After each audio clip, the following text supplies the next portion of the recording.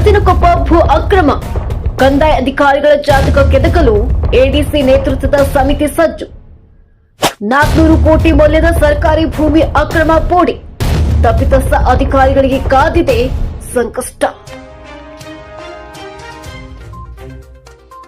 ಧಾರವಾಡ ತಾಲೂಕಿನ ತಳಸಿನಕೊಪ್ಪ ಗ್ರಾಮದ survey number 110ರಲ್ಲಿ ನಡೆದಿರುವ ಸುಮಾರು 100 ಎಕರೆ ಸರ್ಕಾರಿ ಭೂಮಿಯ ಅಕ್ರಮ ಪೋಡಿ ಮತ್ತು ದುರುಪಯೋಗದ ಆರೋಪಕ್ಕೆ ಸಂಬಂಧಿಸಿದಂತೆ ಜಿಲ್ಲಾಡಳಿತವು ತೀವ್ರ ಕ್ರಮಕ್ಕೆ ಮುಂದಾಗಿದೆ. ಜನಜಾಗೃತಿ ಸಂಘದ ಸುದೀರ್ಘ ಹೋರಾಟ ಮತ್ತು ಮಾಧ್ಯಮಗಳಲ್ಲಿ ಪ್ರಕಟವಾದ ವರದಿಗಳ ಹಿನ್ನೆಲೆಯಲ್ಲಿ ಅಪರ ಜಿಲ್ಲಾಧಿಕಾರಿಗಳ ಎಡಿಸಿ ನೇತೃತ್ವದಲ್ಲಿ ಉನ್ನತ ಮಟ್ಟದ ತನಿಖಾ ಸಮಿತಿಯನ್ನು ರಚಿಸಲಾಗಿದೆ. ಧಾರವಾಡದ ಜನಜಾಗೃತಿ ಸಂಘವು ಇತ್ತೀಚೆಗೆ ಜಿಲ್ಲಾಧಿಕಾರಿಗಳಿಗೆ ಸಲ್ಲಿಸಿದ ದೂರಿನಲ್ಲಿ ಕಂದಾಯ ಇಲಾಖೆಯ ಉನ್ನತ ಅಧಿಕಾರಿಗಳ ವಿರುದ್ಧ ಗಂಭೀರ ಆರೋಪಗಳನ್ನು ಮಾಡಿತ್ತು. 1994ರಲ್ಲಿ ನಿಯಮಬಾಹಿರವಾಗಿ ಮಂಜೂರಾಗಿದ್ದ ಸಾಗುವಳಿ ಇಲ್ಲದೆ ಖಾಲಿ ಬಿದ್ದಿದ್ದ ಸುಮಾರು 400 ಕೋಟಿ ರೂಪಾಯಿ ಮೌಲ್ಯದ ಸರ್ಕಾರಿ ಜಮೀನನ್ನ ಸರ್ಕಾರಕ್ಕೆ ಮುಟ್ಟುಗೋಲು ಹಾಕಿಕೊಳ್ಳುವ ಬದಲಾಗಿ 2025ರಲ್ಲಿ ಅಧಿಕಾರಿಗಳು ರಿಯಲ್ ಎಸ್ಟೇಟ್ ಉದ್ಯಮಿಗಳೊಂದಿಗೆ ಸೇರಿ ಅಕ್ರಮವಾಗಿ ಪೋಡಿ ಮಾಡಿಕೊಟ್ಟಿದ್ದಾರೆ ಎಂದು ಸಂಘ ಆರೋಪಿಸಿದೆ. ಸುಳ್ಳು ದಾಖಲೆಗಳ ಸೃಷ್ಟಿ. ಸತತ 15ರಿಂದ 20 ವರ್ಷಗಳಿಂದ ಕೃಷಿ ಮಾಡದ ಭೂಮಿಯಲ್ಲಿ ಕೇವಲ ತೋರಿಕೆಗೆ ಸಸಿಗಳನ್ನು ನೆಟ್ಟು ಜಿಪಿಎಸ್ ಫೋಟೋಗಳನ್ನು ಸೃಷ್ಟಿಸಿ ಕಂದಾಯ ನಿಗದಿ ಮಾಡಲಾಗಿತ್ತು.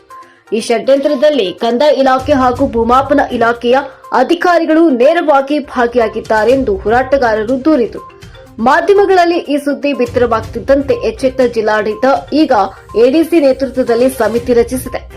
ತನಿಖಾ ಸಮಿತಿಯ ಮುಂದಿರುವ ಮಾಧ್ಯಮಗಳ ನಿರಂತರ ಒತ್ತಡಕ್ಕೆ ಮಣಿದು ರಚನೆಯಾಗಿರುವ ಈ ತನಿಖಾ ಸಮಿತಿಯು ಈಗ ಈ ಕೆಳಗಿನ ಅಂಶಗಳ ನೈಜತೆಯನ್ನು ಪರಿಶೀಲಿಸಲಿದೆ.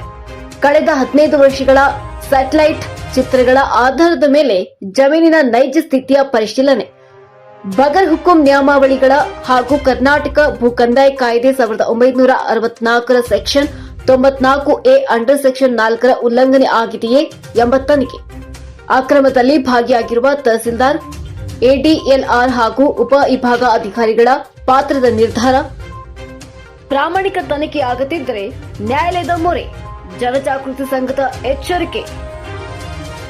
ಸರ್ಕಾರದ ಬೊಕ್ಕಸಕ್ಕೆ ಸೇರಬೇಕಾದ ಕೋಟ್ಯಾಂತರ ರೂಪಾಯಿ ಬೆಲೆ ಬಾಳುವ ಆಸ್ತಿಯನ್ನ ಉಳಿಸಲು ನಮ್ಮ ಹೋರಾಟ ನಿಲ್ಲುವುದಿಲ್ಲ. ಜಿಲ್ಲಾಡಳಿತ ರಚಿಸಿರುವ ತನಿಖಾ ಸಮಿತಿಯು ಸೂಕ್ತ ದಾಖಲೆಗಳನ್ನು ಪರಿಶೀಲಿಸಿ ನಿಷ್ಪಕ್ಷಪಾತ ತನಿಖೆ ನಡೆಸಬೇಕು.